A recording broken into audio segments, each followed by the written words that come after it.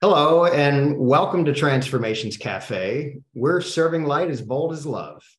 This is our first program of the new year, 2023, and we hope everyone had lovely and loving holidays. I'm your host, Ken Marks, and Transformations Cafe is brought to you by the Institute for Global Transformation. We're a nonprofit, all-volunteer organization. Our vision is a world working together to utilize the power, love, and wisdom of higher consciousness to benefit humanity and the planet. And our mission is to support transformations in consciousness and in the way humanity interacts with one another so as to bring about positive change in the world individually and collectively. We invite you to visit our website at theglobaltransformation.org. That's one word, theglobaltransformation.org. And if you'd like to become part of our community, there's a join button in the top menu, and that will describe our membership options, or you can start out just by signing up for our newsletter and stay current with everything that we're doing. And if you'd like to support our work, including programs like this one, there's a donate button also in the top menu, and that will take you right to PayPal. This program is also being recorded and will be published in the near future on IFGT's YouTube channel. So we invite you to also please subscribe to the channel and click that bell icon you're probably very familiar with now, and that will send you notifications when we post new material, including, of course, this program. We also invite our live audience guests to participate. This is not just an interview program, but a conversation that the audience is invited to participate in. So those of you joining us live, if you would please use the chat feature and type the letter Q in the chat if you would like to come on camera and interact directly with our guest. With that, I have the great, distinct pleasure of introducing this year's first guest, who is an internationally acclaimed best-selling author, Katherine Neville. Katherine, it is just a delight to have you join us, and very honored, very excited to accept our invitation. And I want to give a shout out to your assistant, Erin, as well, who was just incredibly instrumental in making this all happen too. So thank you, Erin, for making that happen too. I would like to just read a brief bio, and we'll have some pictures going up while that happens, and then we'll get into our conversation.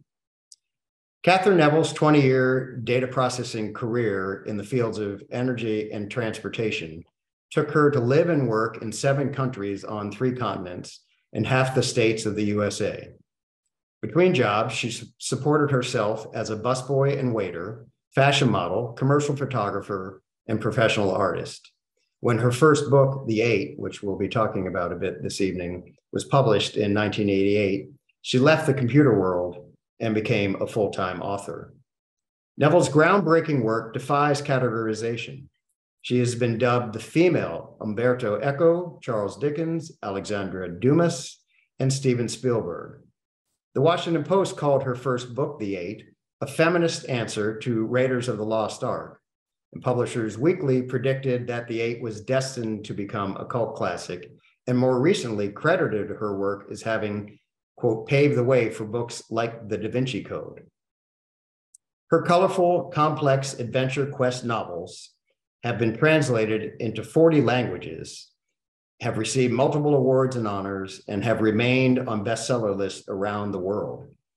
As a great supporter of libraries and books, Neville was the first author ever invited onto the advisory board of the Smithsonian Libraries in Washington, D.C. Props, that's awesome. Where she has served a full 3 terms and is now emerita. She currently serves on the advisory board of the Authors Guild Foundation in New York. She is co-creator and sponsor of 2 International Library Awards and co-producer of a series of short film clips by famous authors celebrating the 50th anniversary of the Smithsonian Libraries. Katherine Neville resides in Washington, D.C. and Virginia, my old stomping grounds, where she has restored the fabled 1960s house and studio of an award-winning Japanese potter, and where she is completing her new novel about in the 1600s, which hopefully we'll have time to hear a little bit more about. So with that, again, Katherine, welcome. Such a delight. And let's get into hearing all about your fascinating work, which I will just start off by saying I did have a chance to read and listen to the audio version was a joy to listen to. The writing is spectacular. It really is edge of your seat type of reading with so much wonderful references to ancient wisdom and alchemy and quantum physics and just everything. It's just chock full. It really, it's, I can't talk highly enough about it. And if anybody isn't familiar with the work, get it, enjoy it. It's just a sheer pleasure. And I can't wait to read the rest of your work. So why don't we start talking about your style of writing? So what is a quest novel, and what about those attracted you to want to write in that style? Well, I'm so glad to be here. Thank you, Ken. So a quest novel it's something that people apparently have forgotten about, but it's the oldest form of literature. It's actually the oldest book that we have extant is called the Gilgamesh from ancient Sumeria, from Mesopotamia. And then after that came the Odyssey by Homer and Parsifal looking for the Holy Grail, and Jason looking for the Golden Fleece. And it's always someone on an adventure, a lot of action going on, a lot of pitfalls. But when I wrote it, which was in 1988, and it was published right toward the end of that year, there were no books like that out there.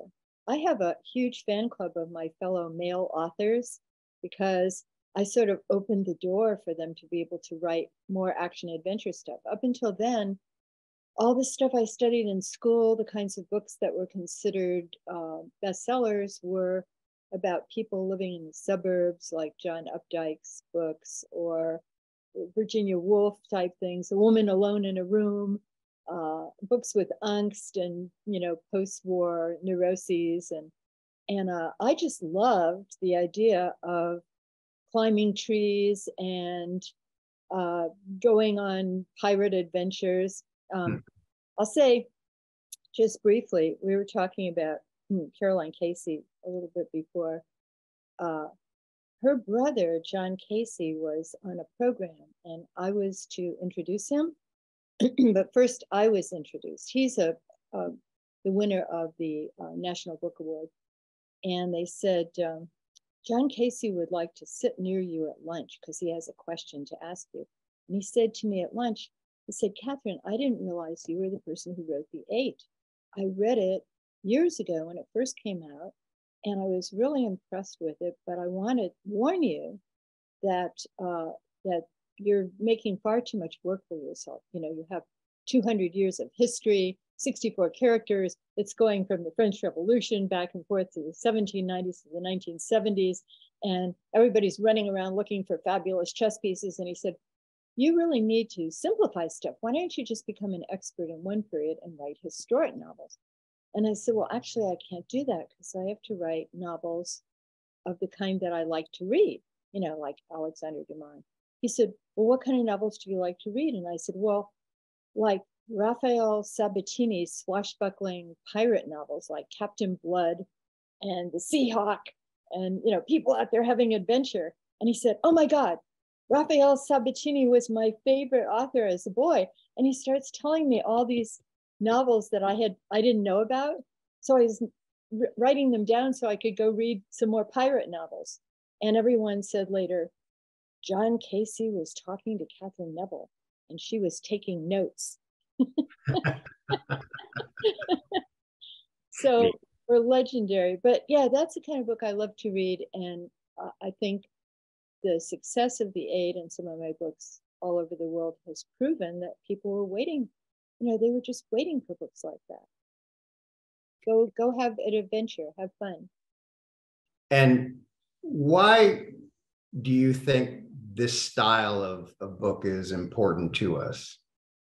I think that the reason we need to have books like that, I personally need to have books like that, is because there's so much boring stuff going on in the news, or, you know, depressing stuff going on. And we're all like, we've been under lockdown for a long time, and we're all stuck with our computers, and people have been saying cell phones are the new addiction. And I think that people need to have the feeling, and that's what books are about, have the feeling that you can go into a different world. And maybe in the case of my books, you might be encouraged to go into the real world and have an adventure of your own. I'll just mention one person. I've had a lot of this where people have written me or come up to me during book tours. A woman wrote me from France, and she said, I went to the Tassili in the bottom of the Sahara because you had written about these 5,000 years of fabulous rock art that's up on the walls. Yeah. I wanted to go see it. And when I got there, I found out that they can't open it anymore to the public, except maybe scholars and so forth, because people were going in there and they were rock climbing and they were painting graffiti, as people will do. And so the only people who could go in there were the docents and the guides who would take the scholars in, and they were allowed to study the art and learn about the art. So I decided to take off one summer, and or one winter rather, because you can't go into the Sahara in the summer, and become a docent. And anytime that you would like to come back and visit the Tassili, I will take you on a private tour. So she actually changed her life so that every winter, whatever job she has in Paris, every winter she goes into the Tassili and does that job. So I've just heard a lot of stories like that, and I know it makes me feel really great that it inspires people to say, well, I can just do this because it's interesting and fun. Well, absolutely, my experience with it was, and I, for various reasons, had not read many novels recently, and it did exactly what you described for me, where I realized how much time I've been spending on devices or consuming some form of video entertainment. And it was so refreshing to be able to read and listen to something and have that experience of it all unfolding with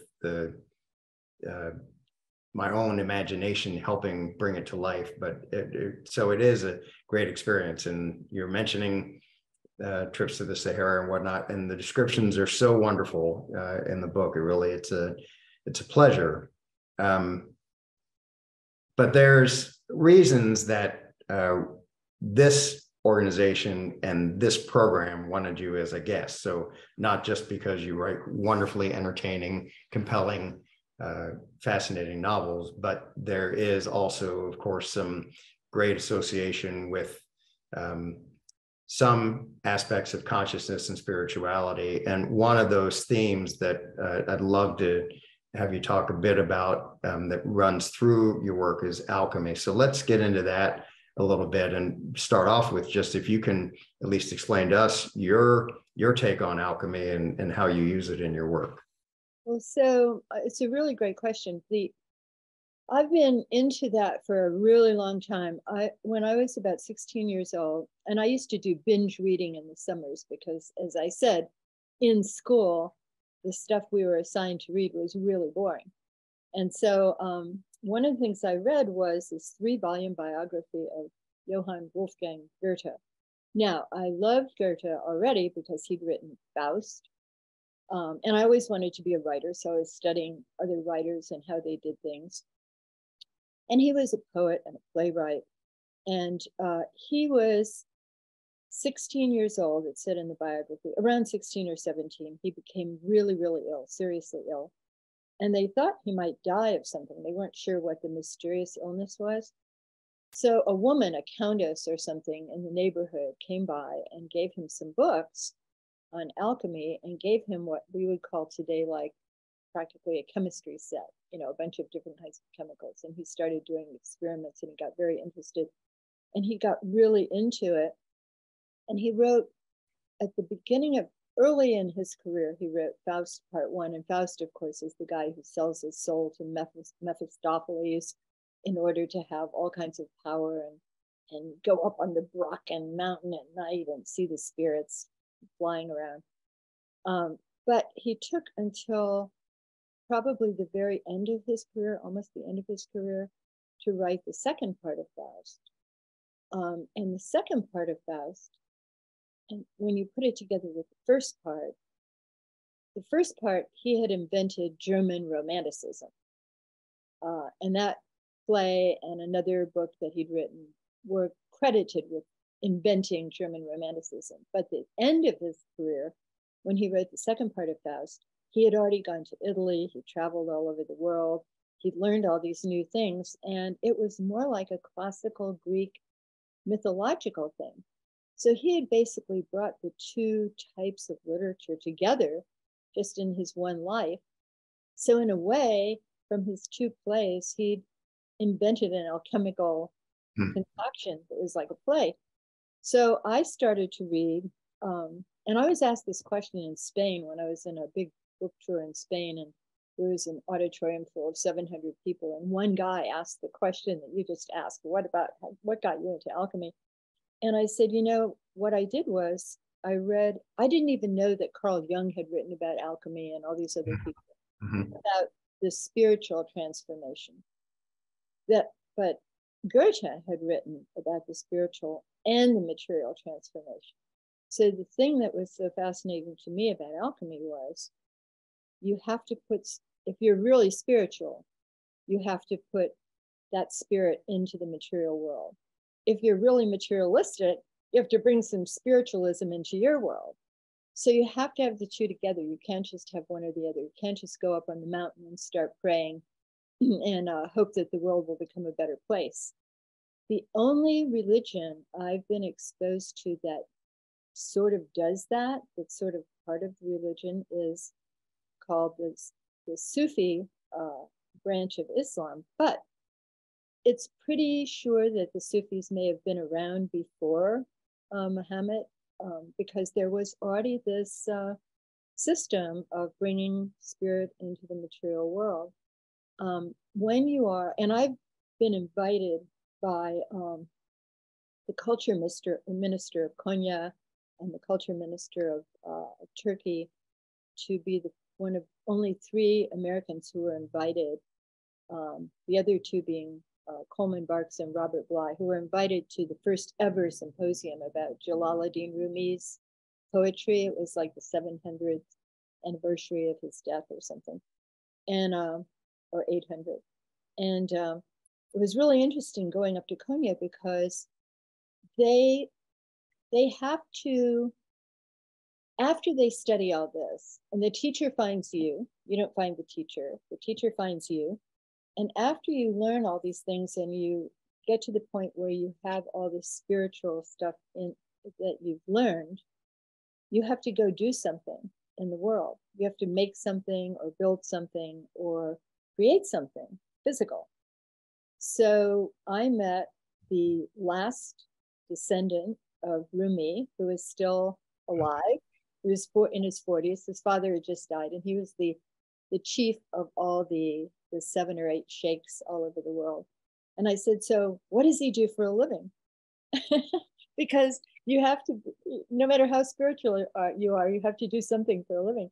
And they said, well, actually, he's a travel agent down in the in this area near Armenia. And I thought, that's perfect. He's a travel agent. He can travel in time and space.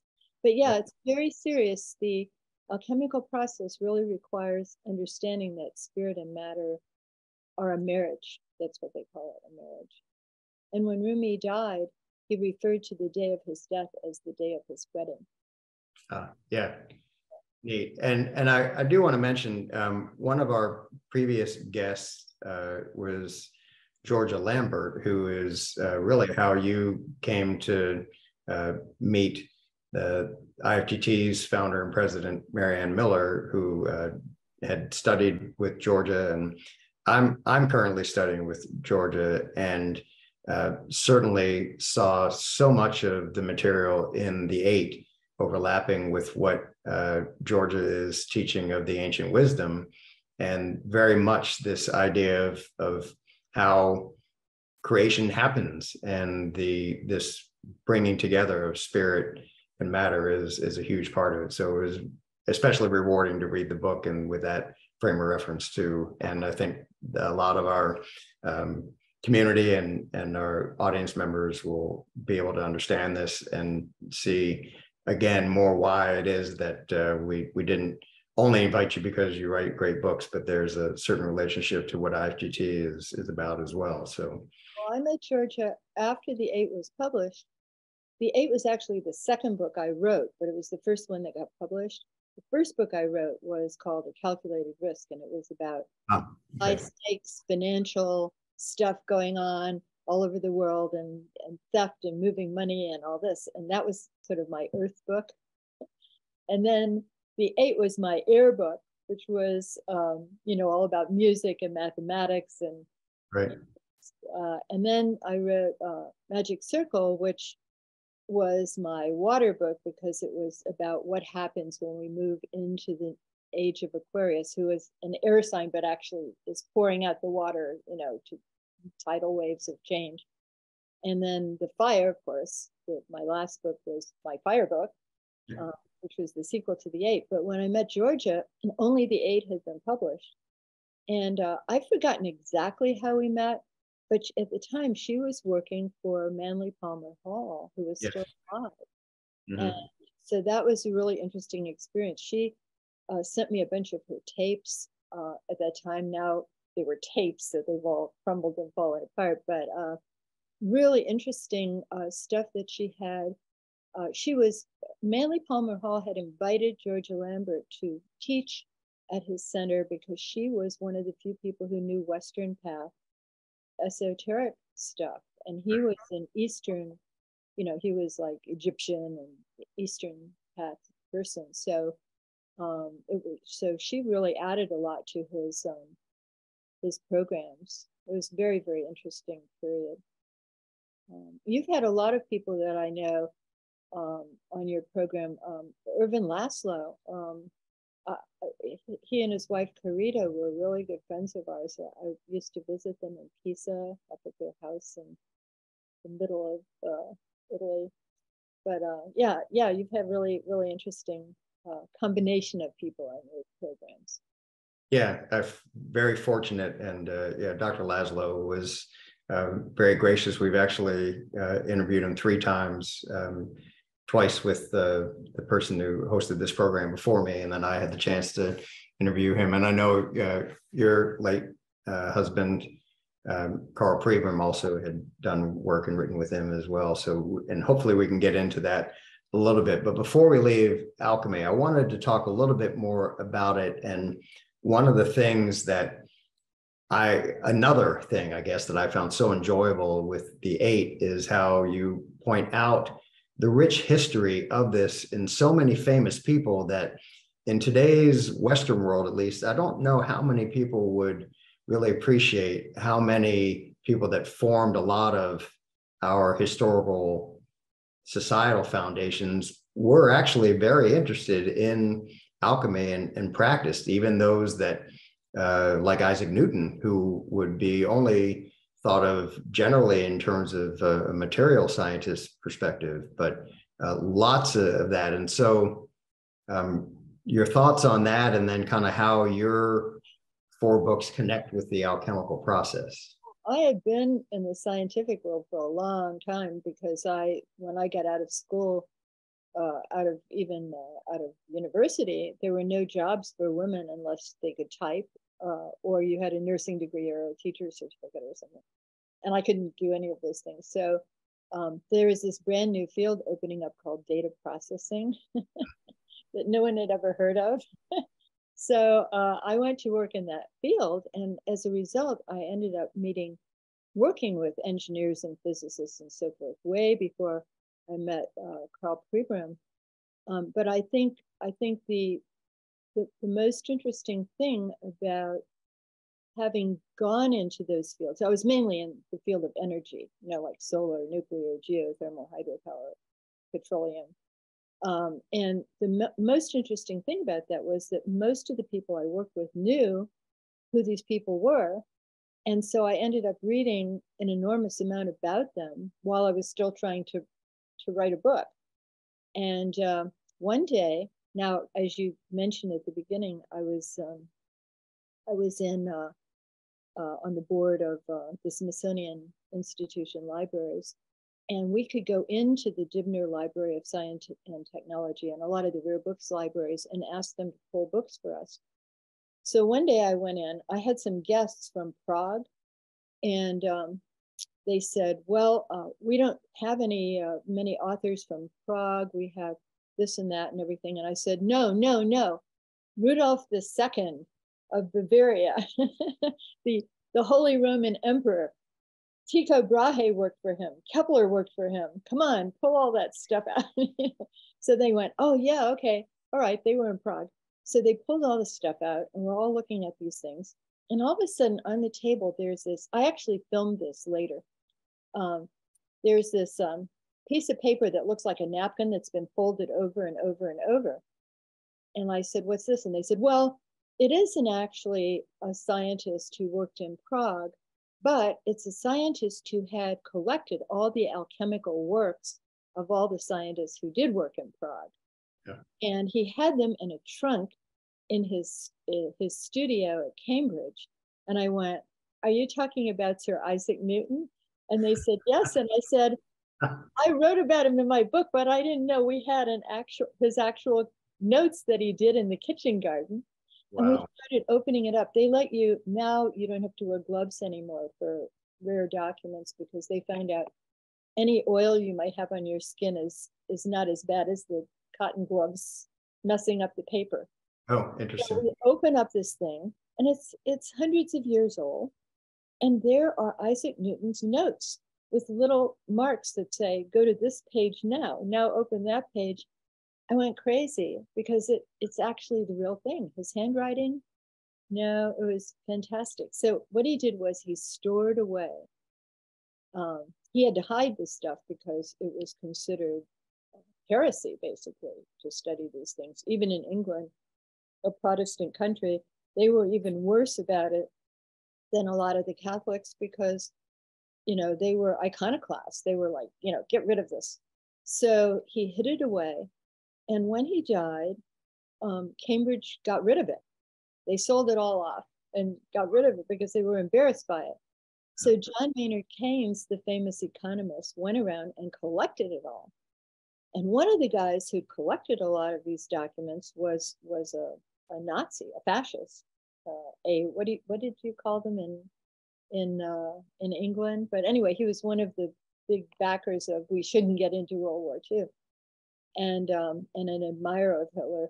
So John Maynard Keynes got them all back, and in a huge presentation, he presented all these papers back to Cambridge, so they couldn't get rid of them a second time.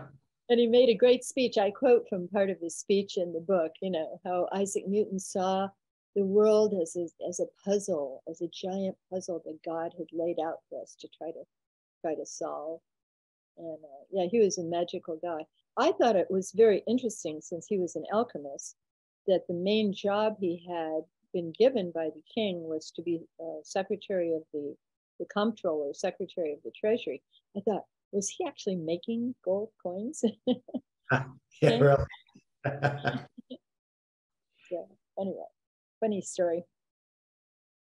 So you referenced this earlier, linking each of the 4 novels to one of the primary elements of earth, air, fire, and water. So was that deliberate on your part, and are all your works together a form of alchemy? Well, I'm hoping so, because I've been working on the last book for a long time. So after you go through the 4 elements, the 5th element, which Plato and Socrates called the quintessence, the 5th essence, is known today as the ether. And that takes you up, and Georgia goes into this in a lot of her lectures, it takes you up into the next level, which is a spiral that starts to go around whatever the 4 elements will be at that next level. So I wanted the 5th book to be this sort of quintessence of some of the stuff I'd done in the other 4 books. I'd actually talked to my publisher about it. I didn't talk to the editor-in-chief. I didn't talk to the president of Random House. I talked to the head of marketing and sales and said, Kim, what do you think? If I have a book that sort of, brings all of these elements together. But I'll tell you, I'm glad it's taken so long. It's been really difficult because I knew 30 years ago that I wanted to do this book, and I kept putting it back in the drawer and putting it back in the drawer. But it's been difficult because I think the things that I'm writing about haven't quite happened yet. I think they're happening right now, the modern part, because I always have a historic part and a modern part. And I think they're happening right now. And I think one of the things that's happening is the implosion of time and the fact that we are finally admitting that we've seen 100 UFOs just this in the past season that we never mentioned before. And also, I think the fact that we can see part of the cosmos, that now we have really good pictures of, because our perspective, we have to always remember our perspective is from planet Earth. Right. And we're at the edge of what we know of the current universe that we know about, the Milky Way or whatever. But we don't really know if you're looking at it from the outside in, or are we looking at it from the outside? And we don't know because of our perspective. So the thing I'm writing about right now is 400 years ago is when the Belgians had invented oil paints. So it's all about painters. And so painters have all this new technology that no one's ever heard of before. And all of a sudden, they don't have to paint on, canvas, on panels and frescoes on walls inside of churches. They can actually roll up their linen canvas and put it in their backpack and go down to Venice and pick up some, new pigments from the Orient and go over and visit Rome or go over and visit Florence and see the other painters actually painting. It brings light into the paintings. Chiaroscuro, right after the oil paints were invented, chiaroscuro, Leonardo coined the word, darkness and light. And transparency. You can see, you don't have these gold halos, you can see through the halos to the trees behind it. A whole lot of different changes. Women could paint because they didn't have to compete for big church commissions and climb up with their skirts on ladders. They could go live in the harem and paint the court women. And they traveled all over the place. So it was a revolution in art. But at the same exact moment, it was a revolution in optics because the microscope was invented and the telescope was invented. So all of a sudden, all this we heard about alchemy, as above, so below, they could see the moons of Jupiter. And Galileo actually had to point the telescope when they were in Venice, looking through the telescope at the sky. He had to point it at another building in Venice to prove to them that it actually did work. It wasn't just some figment of their imagination. And the microscope, they could see this microscopic world that no one knew was everywhere. And so it's a moment, a huge turning point. You guys call it a tipping point, but it's like a turning point where all of a sudden our perception changes of everything that we thought we knew in the world around us. And I actually think the reason it's taken me so long to write this book, because it's happening. I think it's actually happening from our point of view. When Carl wrote his book, I wanted him to call his popular book about the history of brain science from his point of view, I wanted him to call it The Form Within, because it was about information, but it was also about the different kinds of structures, the different kinds of forms. Form as pattern, form as shape, form, are different ways of looking at exactly the same thing, but seeing it differently. So, and he called it, the subtitle was My Point of View. And I happen to have a photograph of him at some place in France. And on the stone wall, it says, Point de vue. And he's going like this. So yeah, it was so all this science stuff is really fascinating to me. And the challenge, of course, of putting it in a work of fiction for people who may know nothing about it, or other people who may know a lot more than I know about it, is to make it part of the story so it's fascinating enough that we don't really care if we totally understand it. Yeah, and you do it beautifully, and I definitely believe and have experienced that there are many paths up the mountain that lead to the same fundamental truths, and there are different ways that people can come to this information and then embody it through experience. I think your work is one of those ways that can do just what you described, that if people aren't real familiar with it, it is a way that you don't have to have any background in anything spiritual or scientific or consciousness. Pick up your book, have a great time, be totally entertained, and learn a ton at the same time, and open a lot of doors. And as Leonard Cohen said, there's a crack in everything. That's how the light gets in. So maybe your works can help bring some transformational cracking to some people who haven't otherwise been exposed. So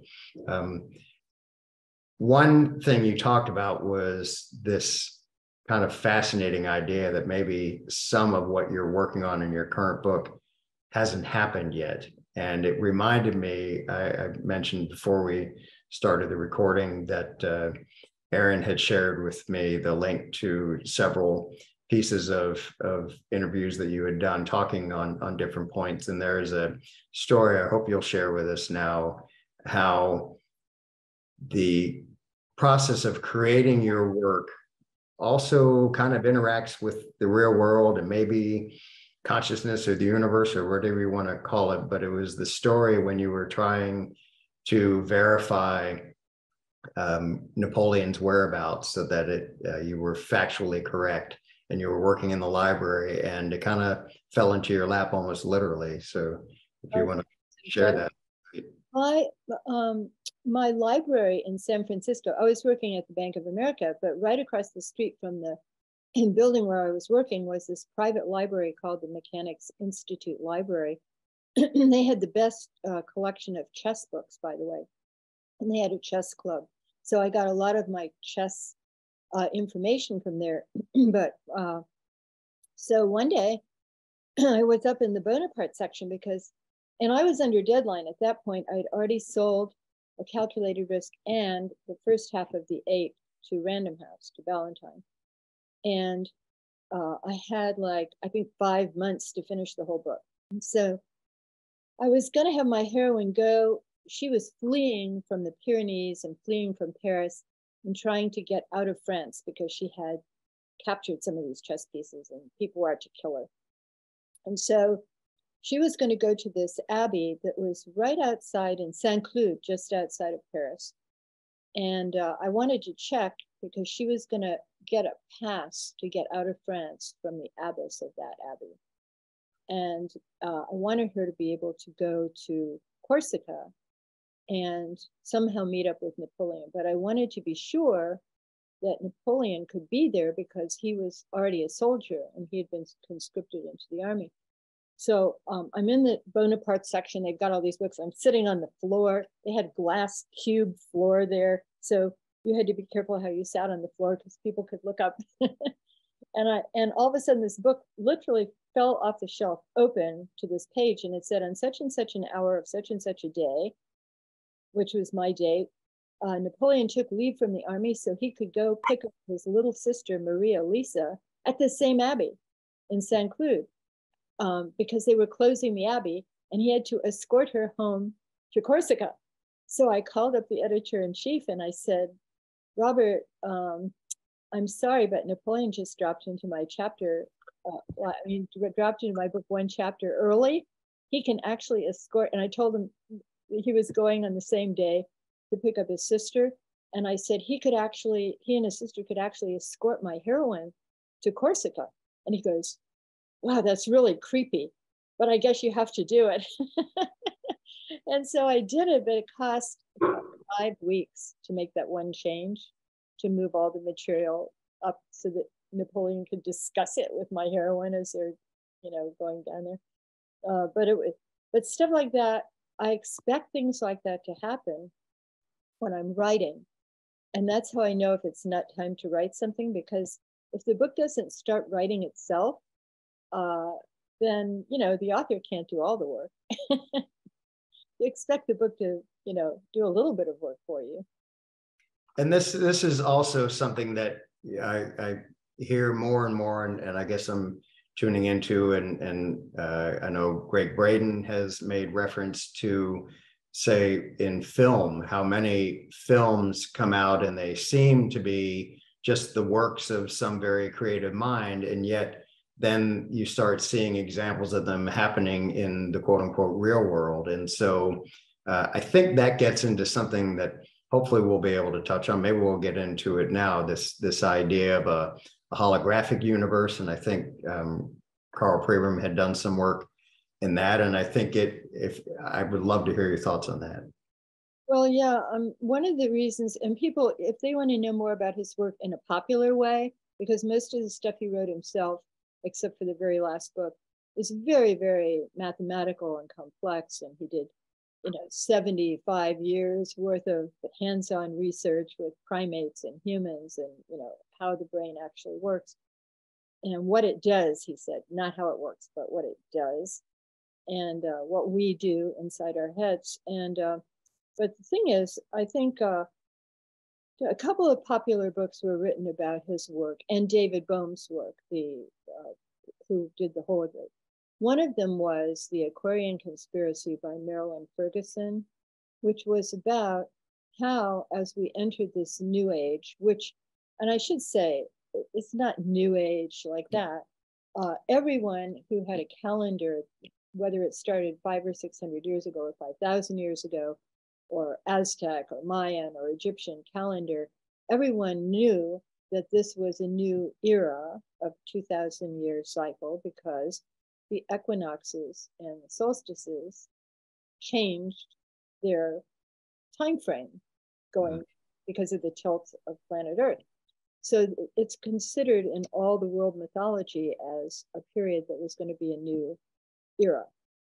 And you read it, I mean, what they called history, we call mythology, but it was their recorded story of what was going to happen at that period. So, in fact, I wrote a lot about that in my book, The Magic Circle. So, but the Aquarian Conspiracy was about a lot of very advanced thinkers who saw the world in a more holographic fashion. And Carl was the one who actually went and worked with Denis Gabor, who'd been studying all these formulas in order to figure out how to distribute information, how much information could be loaded on the transatlantic cable, when that was the only way to communicate with Europe. And he came up with formulas that actually created how we produce a hologram. And the content, Carl had a really great demonstration. Oh, and the other book I should mention is a book by Michael Talbot called The Holographic Universe. And that likewise is about the interaction of David Bohm and Carl. And if you go out on the web and look under holonomic theory, because that's apparently the title that it's been given, it explains all the interconnections of all these people. I don't understand the mathematics myself, but Carl had a really great demonstration where he would take a slide and a slide projector, and he would project the slide on a white screen, and you would see a picture of a brain or something, or someone's head. And then he would unscrew the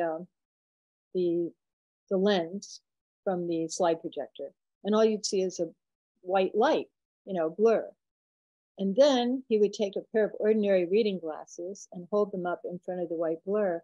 And every place he put them, there were two perfect images of what was on the slide. Which means it doesn't take a brain expert to figure it out, that the information is distributed and it's everywhere. And we can see it if we just have a lens to see it with. So when he wrote his book, The Form Within, he explained, finally, in non-Germanic, non-scientific terms, he explained that all 5 of our senses are like that. We have lenses in our ears, the cochlea. We have, lenses in our noses, basically, and our tongues, and our touch. So all 5 senses actually have a lens through which we can experience the world, but it requires motion. If you freeze your eye, of which they've done, so it can't move, within a very short time you become blind. You can't see the stuff right in front of you. So it has a lot to do with pattern recognition and motion. And I think in starting by looking at the Aquarian conspiracy and the holographic universe, it tells you a lot about, they also studied spirituality, people who are able to meditate. What are their brains doing when they're meditating? Their brains are moving more than when they're not meditating. If they're driving a car, their brain isn't moving as fast or doing as much work as when they're meditating. So it's very fascinating to put, and that once again, it's very alchemical because you're putting how it does it together with the physical object that is the brain and its chemistry. So anyway, that's the short form of the holographic thing. And how maybe it all is laid together. So like you said, you get a process where the information is out there and it comes to and maybe through you to be formed as a book, and then shared with others. So it's a neat interaction, I think. I think what we're a lot of what we're seeing right now with these new lenses out in space, these new telescopes. Yeah, like the Webb telescope. Yeah. It's changing our perception of everything. And I think just the fact that we have an increased lens, as I said earlier, is so much like when they first had microscopes and telescopes and suddenly saw the world completely differently. Diane has a question. So Diane, if you want to come on and ask your question, please do.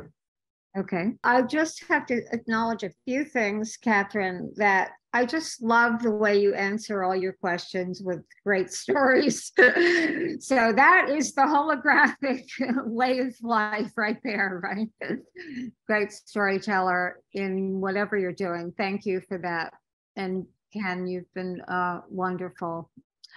And so I've been, I say, born a metaphysician.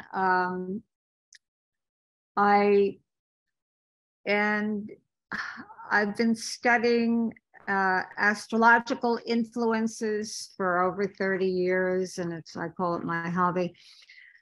And so this thing, and I read both of those books, by the way, that you mentioned, Marilyn Ferguson's and of course Michael Talbot. And so I'm thinking about in your writing, and just I totally get what you're saying is now we're about to see the world in like a whole new way that we haven't experienced as a humanity, I guess, and maybe beyond. And are you writing or including or thinking about in any way this, and I don't know if it's alchemical, but right now it seems at odds with each other, the idea of having this leap in consciousness and at the same time the acceleration of technology now with AI the new great thing. Just wondering, Katherine, how you're seeing those two yet obviously related phenomena going on right now. The higher leap to higher consciousness, seeing the world in a new way, going to another state of being for humanity, and at the same time, how the technology fits in, the soulless technology. Yeah, I'm really glad you tried to say it, because I I was going to let you uh, try to deliver that, because it's really hard. Aaron and I have just been going through this. Uh, they are trying to make uh, one of my books into a TV series or movie or something. Not the 8, but we're trying to upgrade the technology from the book so that it will be more contemporaneous. Meanwhile, Amazon is trying to put a data center into my town, and everybody's fighting about it because they don't want that noise all night, and they don't want everybody spying on them all day. And it's so I've been thrown into the soup with all this stuff.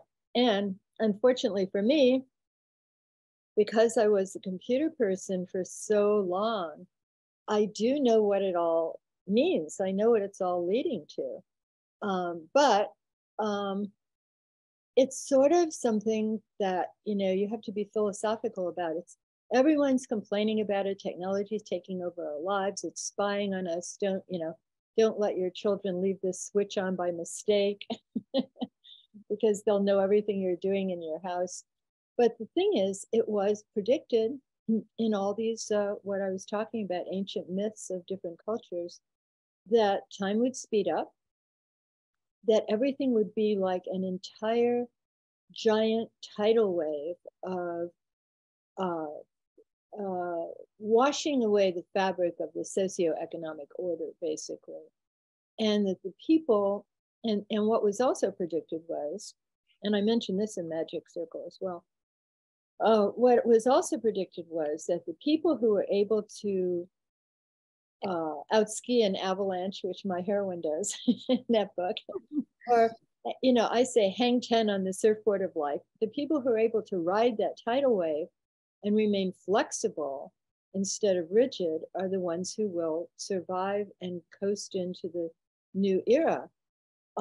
It's not supposed to be easy, but you're supposed to be able to, as we used to say in the old days, go with the flow.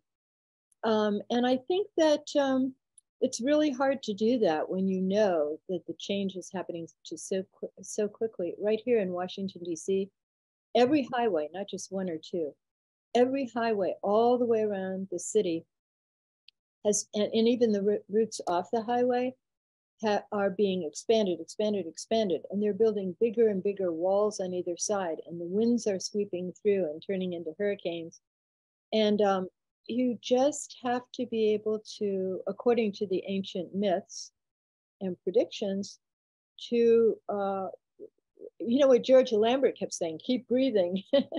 You have to be able to go with the flow and see where it's taking us. At the same time that all this seemingly restrictive stuff that's pushing us into a place we don't want to go and seems unnatural, at the same time, we're looking at the universe in a way that we've never seen before. And we see these gorgeous clouds of things that might be other worlds. And we don't know what they are. So we don't actually know what all of this means. It's really hard not to get rigid. But, what else can you do but go with it? Because, so I have a friend who's been feeding the deer, the baby deer that are coming to his house, and I'm feeding all the birds. All of a sudden, a hawk showed up, a family of hawks, and started raising their babies on my upper deck right above my bird feeders. So I had to take all the bird feeders down. But, it's all part of life. It's all part of nature. And we're not sure what we're doing to change the balance of nature. But nature has a way of changing itself and making a comeback in different ways. I mean, the dinosaurs didn't have any choices. We do have some choices. So we don't really know what it all means. But in a way, I sort of love living in this time because it's so much more interesting than the 1940s and 50s. Nothing was happening except people having, French 75s and drinking in their backyards in suburbia. No, that was a long explanation, but it's a Yeah. it's not complicated, it's complex. And that's different. Complexity is part of life, you know. We have to look at it and try to understand it. That's my view. Very good. Like, as you were saying, I guess Carl talked about it, the patterning is, that's the complexity, right? The patterning keeps going. We found out about the brain is that we extract form from pattern. We are actually seeing patterns all the time. We're seeing molecules floating around in the air and everywhere. And we are able to, the way our brains are constructed biologically, is we are able to extract form from pattern and see a lamp or a cup or something. And even Leonardo da Vinci wrote about this in some of his scientific works, that we were that the stuff was everywhere, and we were able to the way we were created enabled us to be able to extract the form from that background of, you know, what are they called, stereograms, you know, those things that look like just a bunch of bubbles and things, wavy lines, but if you hold it away from your eye, all of a sudden you can see things that emerge in 3 dimensions. I don't know if they have them here. They have them in Europe. Yeah, I've seen what you're talking about. Just a really quick practical question, because you mentioned about the TV series. I was wondering if any of your books were they made, anything made into a movie? Yeah, they've tried to make the 8 7 times now in Europe or Canada or Hollywood or New York. And I just have gone through 3.5 years with Sony TriStar and the Fox network trying to make a TV series out of the 8, which I thought maybe would work because it's such a huge book with so much going on in it that maybe a series would be better than trying to do a mini series or a movie. But it's too hard for them to visualize how to dramatize what's already very dramatic in the book. And the writers, I didn't realize this, but the writers have to know a little bit about chess. They can't just make cavalier statements about things that go on, because the whole book is a giant chess game that's taking place all over the world. And also they have to know a little bit about history. You know, right. They can't just make up history. But when you write fiction, people believe the fiction and they're invested in the fiction and they love it. They don't just read my books once, they read them like 17 times, 23 times.